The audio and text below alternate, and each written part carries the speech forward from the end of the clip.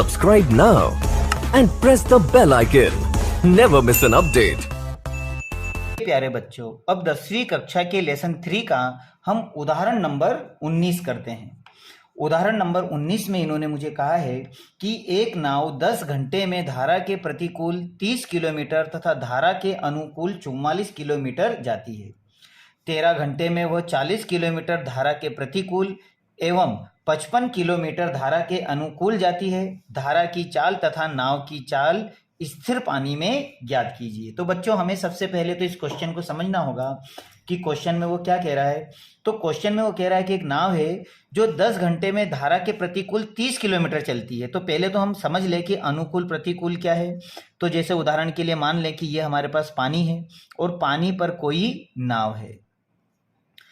तो पानी या तो स्थिर होगा या बहेगा। तो अपन मान लें कि ये बहता पानी है। तो बहता पानी है, इसका मतलब क्या है कि अगर नाव बहते पानी की ओर चलेगी तो वो क्या कहलाएगा, अनुकूल।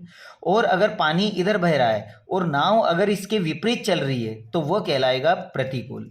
तो यहाँ पर मुझे दोनों मानना पड़ेगा। मुझे मानना पड़ेगा कि नाव की स्थिर जल में चाल x किलोमीटर है। मान लें कि नाव की जल में जो चाल है स्थिर जल में वो x किलोमीटर है, लेकिन जो पानी की चाल है वो अपन क्या मान लेते हैं, y मान लेते हैं।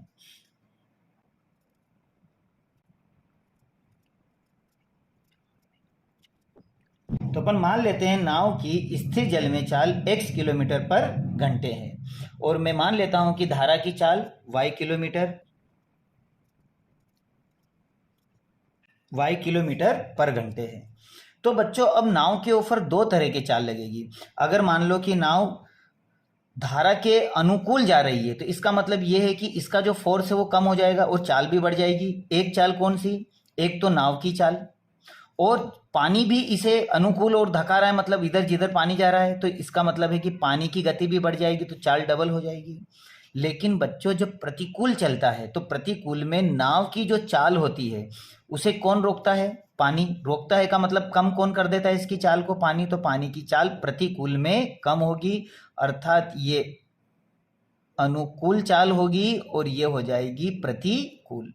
तो अब मैं दोनों चाल यहां लिख लेता हूं नाव की, अनुकूल में भी और प्रतिकूल में भी।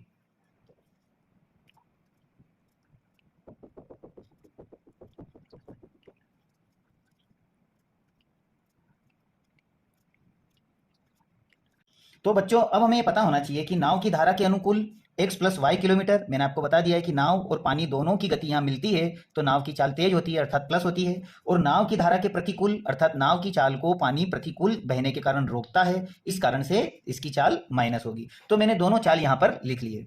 अब प्रश्नानुसार ये क्या कह रहा है, देखो प्रश्नानुसार हमें बहुत अच्छी तरीके से इसको समझना है और फिर इसे करना है। प्रश्नानुसार ये कह रहा है कि एक नाव 10 घंटे में, 10 घंटे का मतलब है बच्चों इन्होंने मुझे समय दिया हुआ है। समय कितना हो गया, ये थोड़ा सा रफ में देखिए इसे। इन्होंने समय मुझे 10 घंटे दिया हुआ है।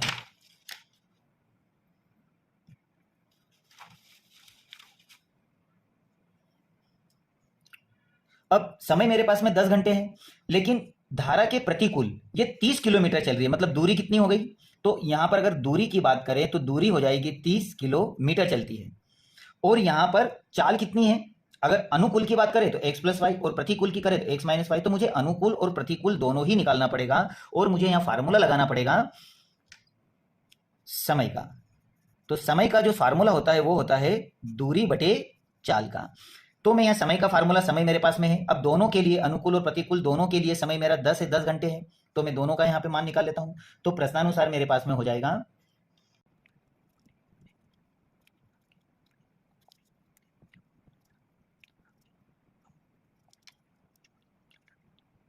तो हम देखते हैं कि 10 घंटे में धारा के प्रतिकूल 30 किलोमीटर और अनुकूल 44 किलोमीटर।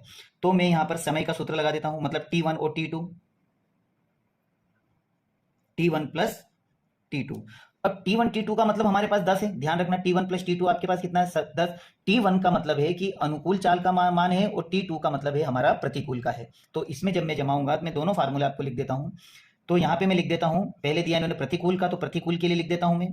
तो इसके लिए आ जाएगा मेरा दूरी बटे चाल प्लस, मैं इसका मान निकाल लूंगा, और उसी तरह से दूरी बटे चाल, ये सेकंड के लिए निकाल लूंगा।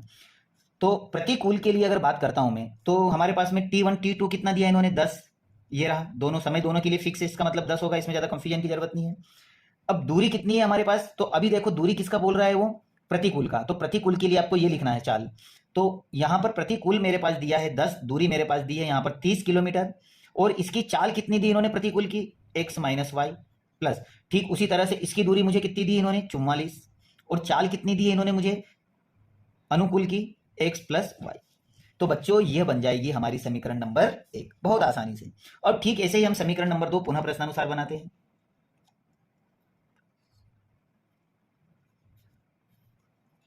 अब फिर से क्वेश्चन पढ़िए, फिर क्या बोल रहा है 13 घंटे में, अब हमारे पास समय 13 घंटे हो गया है।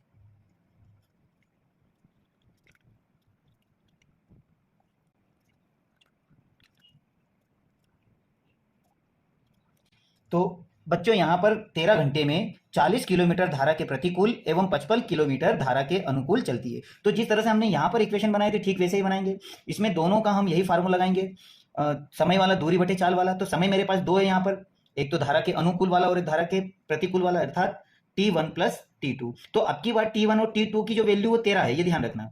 उसी तरह से प्रतिकूल वाली दूरी और चाल और अनुकूल वाली हम यहां पर लगा देंगे, और उसमें जोड़ देंगे हम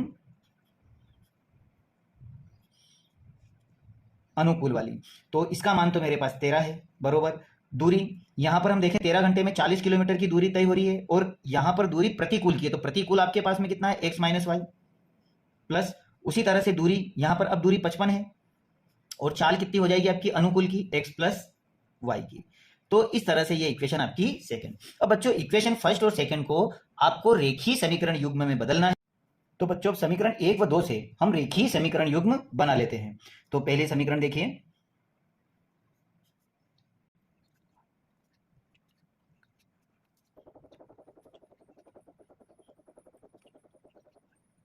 तो बच्चों जैसे हमने पहले यहां पर कॉमन निकाले थे, ठीक वैसे ही हम यहां से 30 और यहां से 44 को बाहर कर लेंगे, यहां से 40 को और यहां से 55 को। तो यहां पे जब मैं 30 को बाहर करता हूं तो मेरे पास ब्रैकेट में क्या रह जाता है, अगर 30 बाहर हो जाता है तो 1 upon x minus y plus, उसी तरह यहां से अगर 44 को मैं बाहर करता हूं तो मेरे पास ब्रैकेट में बचता है 1 अपॉन एक्स प्लस वाई बराबर 13।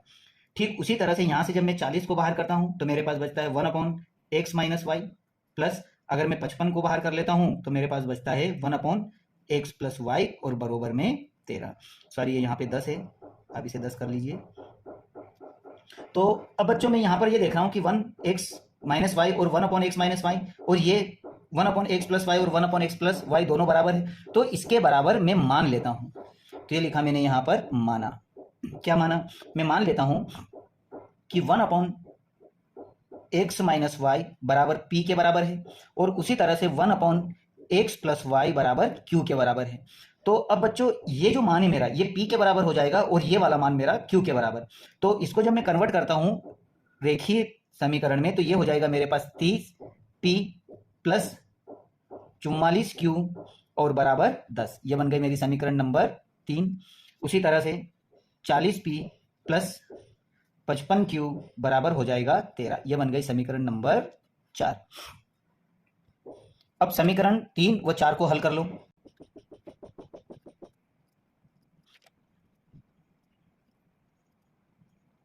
तो मैं जब इसे हल करूंगा तो पहले मैं इनके पी या क्यू वाले कोफिशिएंट को बराबर करना है मुझे, तो मैं 40 का गुणा ऊपर कर देता हूं और 30 का नीचे।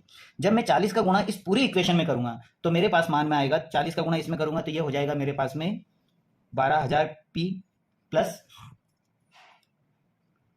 1770 क्यू और बराबर 4 का इसमें करोगे तो 400। उसी तरह 30 का इसमें करोगे तो ये आ जाएगा 1200 पी प्लस, जब 30 का इसमें करोगे तो ये हो जाएगा आपका 1650 क्यू बराबर, और 30 का गुणा जब 13 में करोगे तो आपके पास में आएगा 390। तो अब यहाँ पर जो चीज़ हमने बराबर की है उसके साइन भी बराबर है, इसलिए इसके निशान बदल दीजिए। जब इसके निशान बदलोगे धन ऋण के कैंसिल हो जाएंगे, और इन दोनों को घटाओगे तो ये आएगा 110 क्यू, और इन दोनों को घटाओगे तो आपके पास मिलेगा 10। तो आप कह सकते हो कि क्यू बराबर हो जाएगा 10 बटे 110। जीरो से जीरो गया तो क्यू का मान आ गया 1 बटे 11। अब ये तो आपने निकाल लिया क्यू का मान। अब आप क्या करोगे, क्यू का मान कहाँ रख दोगे, क्यू का मान रख दोगे आप समीकरण नंबर 3 में। तो समीकरण 3 है आपके पास में, इसमें बच्चों अब जहां आपके पास में Q है वहां आप क्या लिखोगे 1/11। Q का मान है आपके पास में 1/11 बरोबर 10। 11 से इसको काट दीजिए, ये 4 बार कट जाएगा, 4 का पक्षांतरण कर दीजिए, और जब 10 में से 4 को घटाओगे तो आपके पास 6 बचेगा, और चूंकि यहाँ पर ये मल्टीप्लाई हो रहा है ये डिवाइड हो जाएगा, तो 6/30। तो P का मान आ जाएगा 6×5=30। तो इस तरह से ये आएगा आपका 1/5। और Q का मान आपने क्या निकाला बच्चों? Q का मान आपका निकला है 1/11। तो ये दोनों मान आपके पास में आ चुके हैं। अब ये तो हमारे P और Q के मान निकले। अब मुझे इसको X और Y में कन्वर्ट करना है, तो मैं P और Q का मान वापस कहाँ जाऊंगा? जो चीज मैंने मानी थी, और मैं यहां पर जब इसकी वैल्यू रखूंगा तो हम X और Y में इसको कन्वर्ट कर लेंगे। ये लिखा मैंने माना था। हमने क्या माना था? हमने माना था कि 1/x - y बराबर P होगा, और वहीं पर 1/x + y बराबर Q होगा, ये हमने माना था। अब इनकी वैल्यू रखता हूं मैं, तो 1/x - y बराबर P का मान आपने क्या निकाला? 1/5। क्रॉस मल्टीप्लाई कर दीजिए, तो x - y बराबर 5। बच्चों ये बनेगी आपकी इक्वेशन नंबर 5। ये एक और इक्वेशन आपकी तैयार हो रही है। अब उसी तरह से जो चीज आपने यहां मानी थी इसमें देखिए 1/x + y बराबर Q। अब Q का मान आपका क्या है?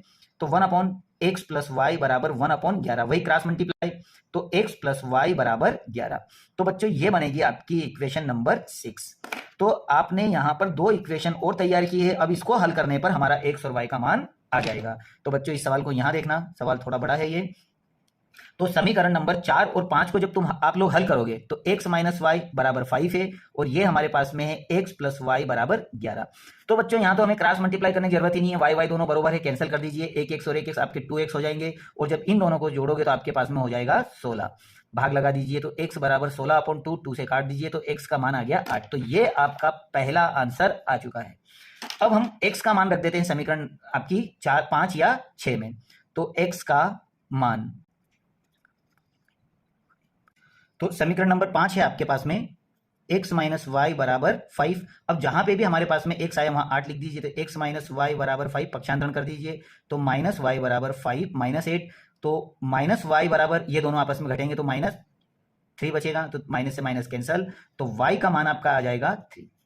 तो ये आपका पहला आंसर। और x का मान आपने निकाला 8। तो आप लोग कह सकते हो नाव की स्थिर जल में चाल।